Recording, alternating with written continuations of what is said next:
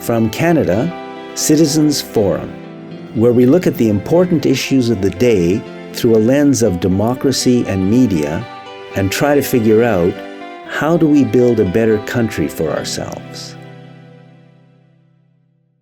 Hello, everybody. Welcome to From Canada Citizens Forum. It is Thursday, December the 11th, 2025.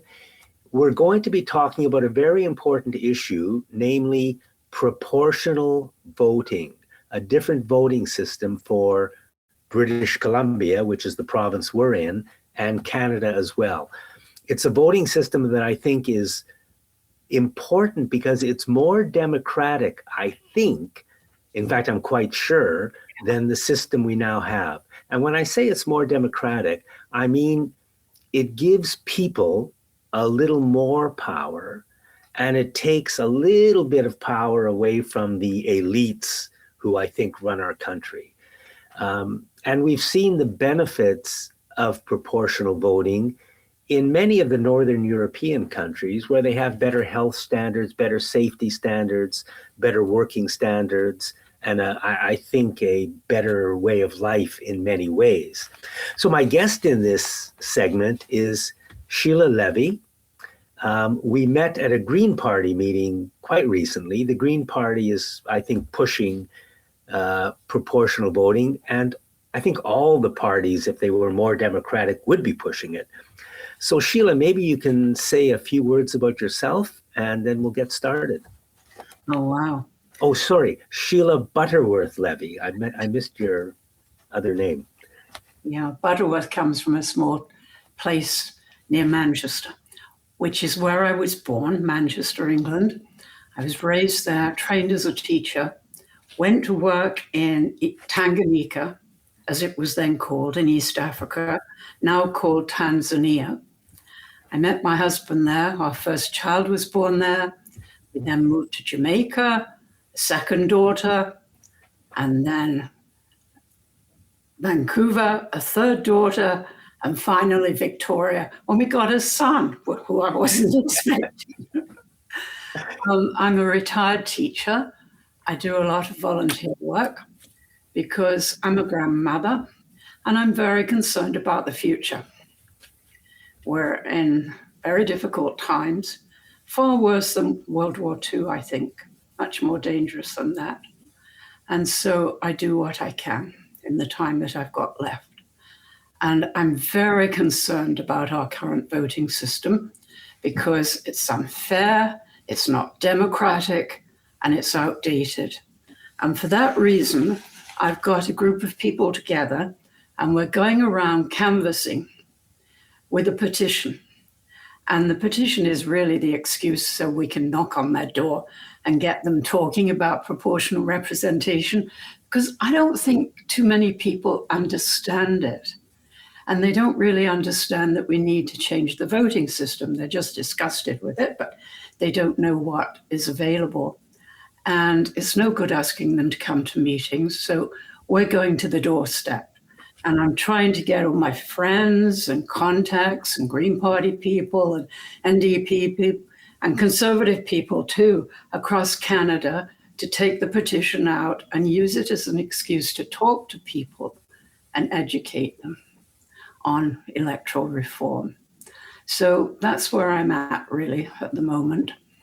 So when people go door to door, what's the reaction from people?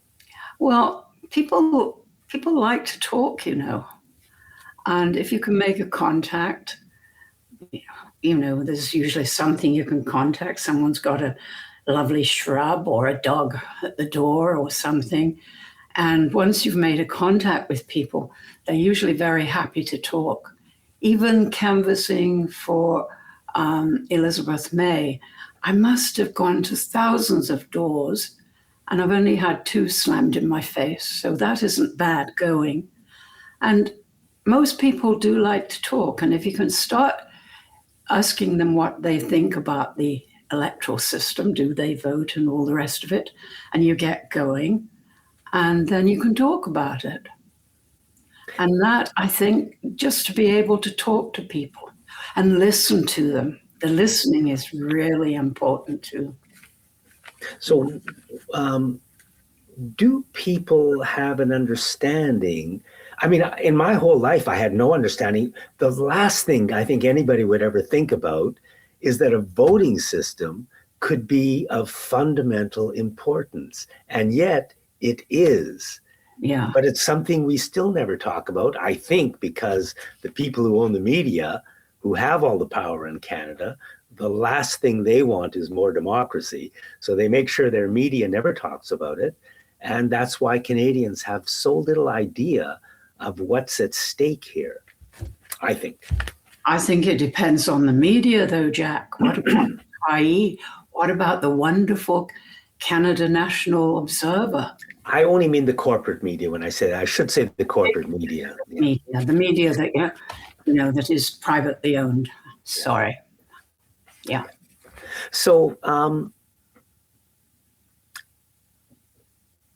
let's begin with the problem. You say it's unfair, undemocratic, and outdated, and that's our first past the post system. Unfair, I would agree. Undemocratic, I would agree. And outdated, well, it's been around a very, very long time. Absolutely. And but to me, the most important thing about it is that it is undemocratic. It doesn't give us the governments that we actually vote for. No, exactly. It gives us a two-party system, usually. And then we see what happens in the Houses of Parliament with a two-party system. Hurling insults, not getting down to the work that they need to do, that we so desperately need in these times. And I think that's the problem. And the fact that it's so outdated, well, I mean, look at the setup in the Houses of Parliament. The government and the opposition are two sword lengths apart, so they don't kill each other. And then you've got first past the post from long ago. It was the first horse that reached the post, the finish line, that won, and they got all the winnings. And that's just like the system. The first one gets the majority, even though it isn't a majority. You can have, and ridings. What about ridings? I love the reason for ridings. In the olden days, it was decided that a riding was the area that you could ride to a point, to the polling booth and back before the sunset. So that's pretty outdated too. It's all outdated. It just doesn't work for us. And we've got this. Can we show that slide? Yes. Which one do you mean? The one for the 2015 election? The one that shows the false majority. Yes. I'm looking at a different one here. I'm looking at the 2022 Ontario election. Well, that'll do. Okay. So in that election, Doug Ford and the Conservatives won. Doug Ford became the premier. They had only 40% of the vote. Yeah. And they got 83 seats out of about 140. I don't know. They got 83 seats out of about 124. So a huge majority with 40% of the vote. The Liberals, NDP, and Greens split 60% of the vote. And so we got a majority government with only 41% of the vote.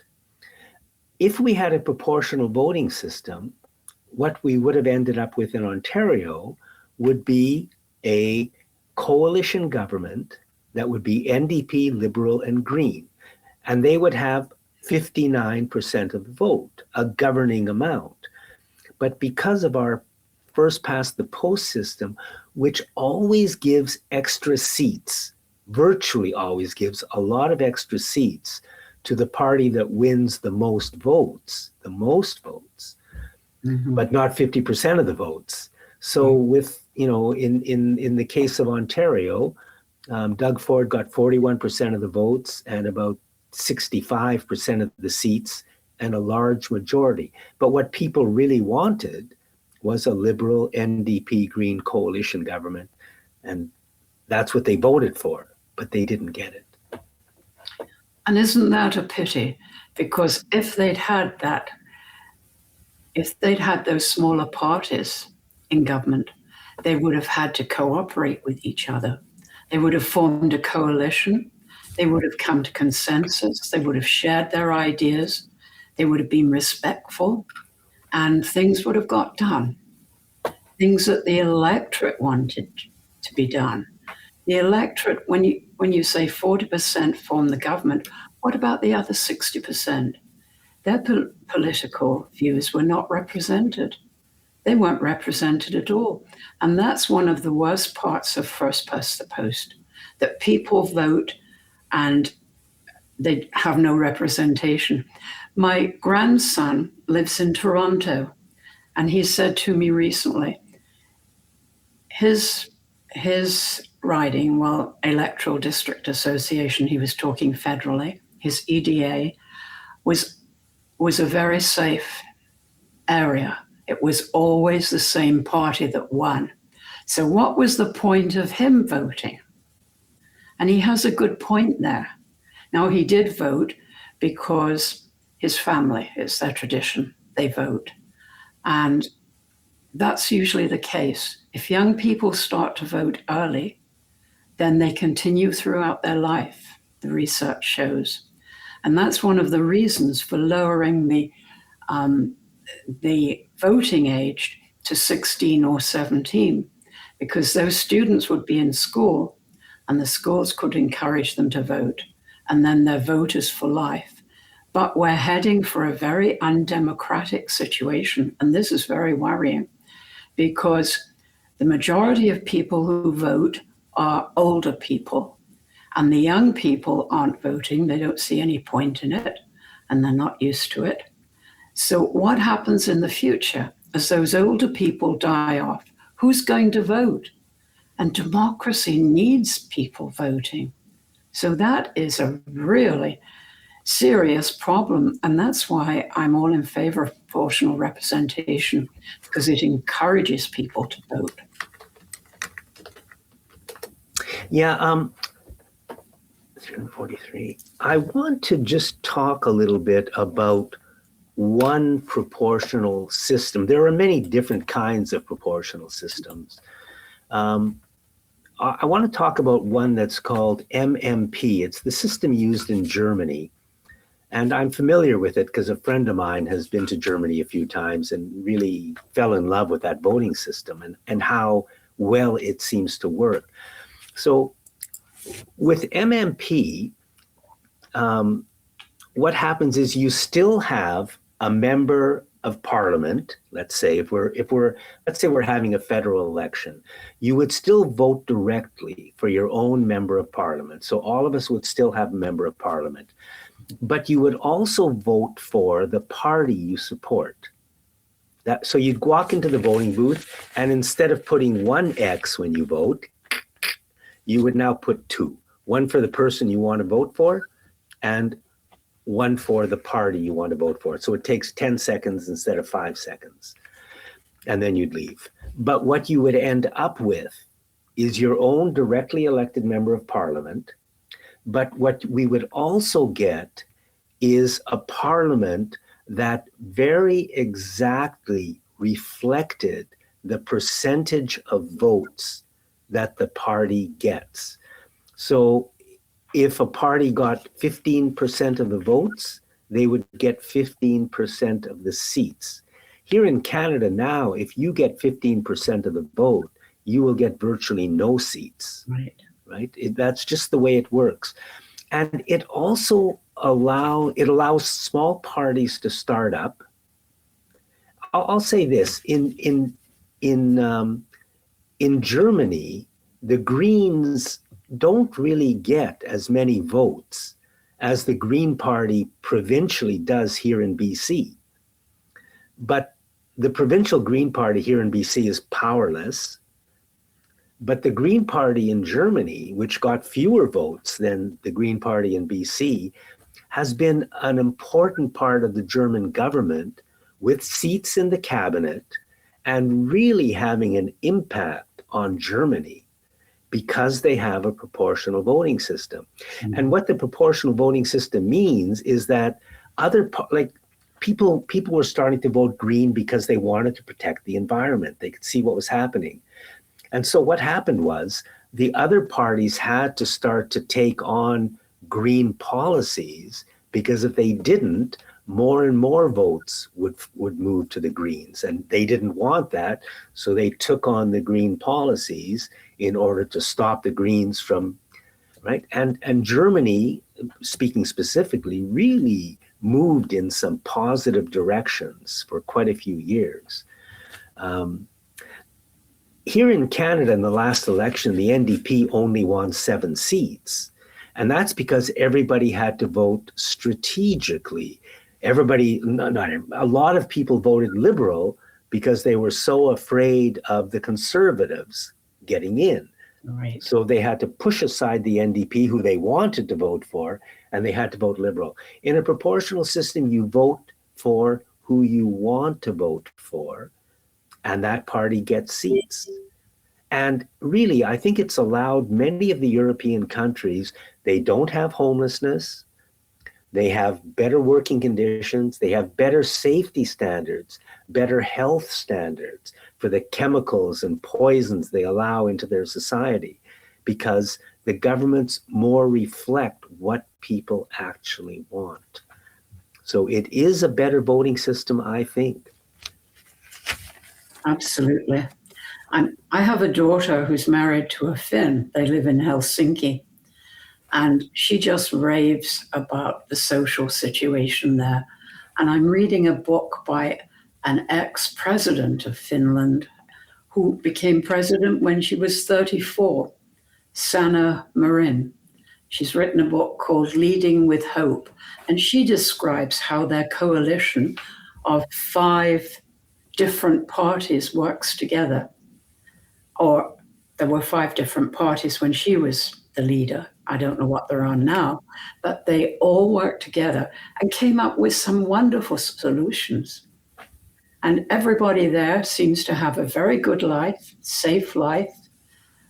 They know they'll be taken care of. Their education is usually ranked #1 in the world, isn't it? Yes. And their social service and equity. I remember my daughter laughing once when the president of Nokia was fined an incredible amount of money for a speeding ticket because it's based on their salary. Yeah, it's all very equitable in Finland, and I think all those Nordic countries are very similar. And they all have proportional voting. Exactly. Different types of proportional voting, but it really seems to work. Yeah. You know, what you said about the speeding ticket is very interesting because it shows how things tend to work in a proportional voting country. Here in Canada, if you get a speeding ticket, let's say it's $250, right? Well, for somebody with money, $250 is nothing. No. But for somebody without money, $250 means you can't pay the rent next month, right? Mm-hmm. So it's completely unfair. Yeah. But in Finland and many other European countries, they base your fine on your income. So people who are wealthy and have a lot of money may have to pay $10,000 for that same speeding ticket. That way they're impacted, right? They feel it, not just the poor people feeling it. Yeah, yeah. And there are many examples of inequity too, in Canada as well, definitely. The European countries... Representation would allow us to have a better social system altogether, I think. And we solve a lot of problems. We see it in the European countries. They have better healthcare for the most. Now, everybody's in trouble these days because I think the whole world is under attack from the super rich and the corporations. But still, for the past 20 years, the European countries that have PR, the proportional voting has allowed them to become more democratic. They have better healthcare, better working conditions, better safety standards. For example, Canadian beef cannot be exported into the EU because the Europeans believe that the chemicals and antibiotics given to beef cows in Canada are unsafe. So we do sell a little bit of beef into Europe, but it has to be raised in Canada to the European standard, right? The beef that we get cannot be sold into Europe. And our media don't even tell us about this, but these are the kinds of things that happen in a PR country because people, us, the voters, have a better ability using proportional voting to get what we want. And with first past the post, we can't. I read recently that France is not going to import our lentils anymore because our government has relaxed on the pesticides and insecticides that are used. And they don't meet the standards in France. So they're boycotting our lentils. And that should be a big story here in Canada, but because we're so undemocratic and our media is the big media is so corrupt that they don't tell us those kinds of stories. They don't want us to hear. No. Right? And we don't really hear how other countries are tackling the climate crisis. Yeah. Those countries with PR, they are following the Paris Agreement. Some of them are way ahead of the requirements for the Paris Agreement. When was it signed? By 196 countries in 2016. And they agreed to try and keep temperatures at 1.5 degrees above pre-industrial level, and certainly way below 2 degrees when we're going to be in quite a lot of trouble. Well, I know Sweden and other countries are ahead of the time because we were supposed to reduce emissions 50% by 2030 and zero by the middle of this century. Well, what's happening in Canada? We're going up in our emissions. We're not reducing them. And with recent developments and relaxation of environmental regulations, those emissions are going to go up even more. It's a real problem. I don't think it could happen in a PR system where you've got different voices speaking. Yes.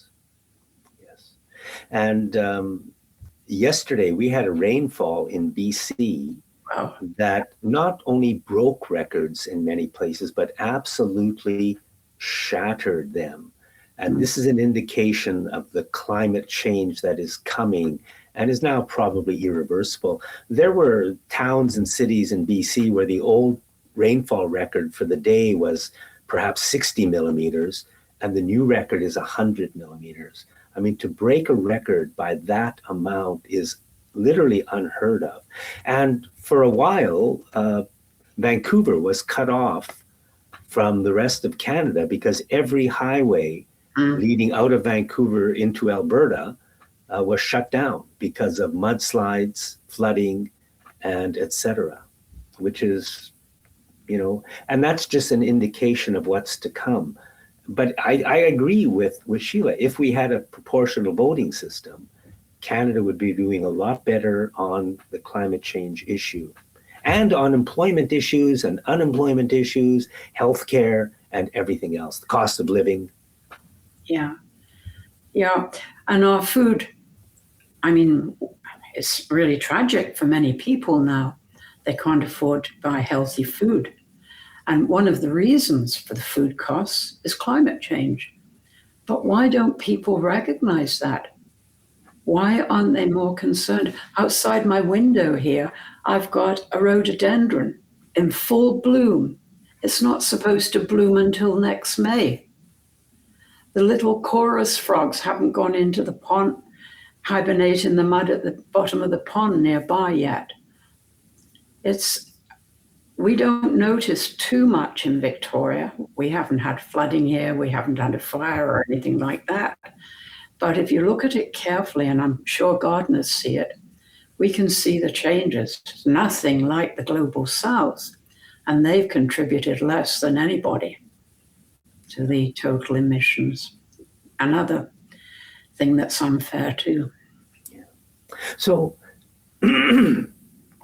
maybe we'll close off here, Sheila, but just to say it again, folks, believe it or not, a voting system is very, very important. It would really have a huge impact, I think, for the better on our country. The reason we can't get a proportional voting system is that the people who run the country do not want a more democratic voting system that actually gives us more power. They like the first past the post system, and that's why it can't be changed.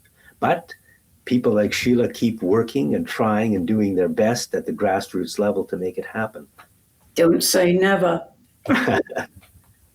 Yeah. Sheila, any last words about any part of this? Well, I'm just impressed by the countries with PR, the progress that they're making in tackling global heating, reducing fossil fuels, and protecting nature, and nature is what everything depends on. And I think it's time for Canada to join them. Okay, so if it's time for Canada to join them, we met at a BC Green Party meeting. What's the Green Party doing? We have a new provincial leader. Is the Green Party screaming for PR? I'm not hearing it if they are, but I think they've always wanted PR. Yes, because it would give them an equal number of votes, wouldn't it? It would give them the seats they deserve from the votes they get. Yeah.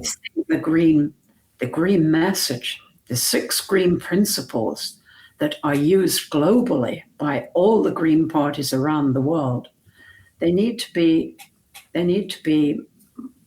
more visible, and they need to be in Parliament. Yeah.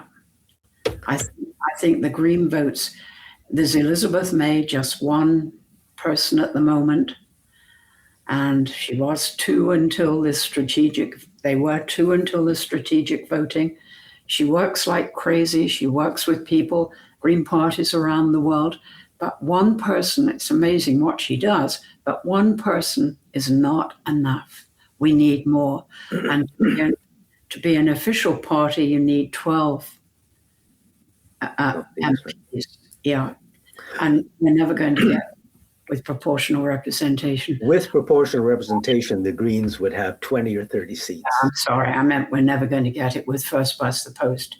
Yeah. But yes, we would with proportional representation.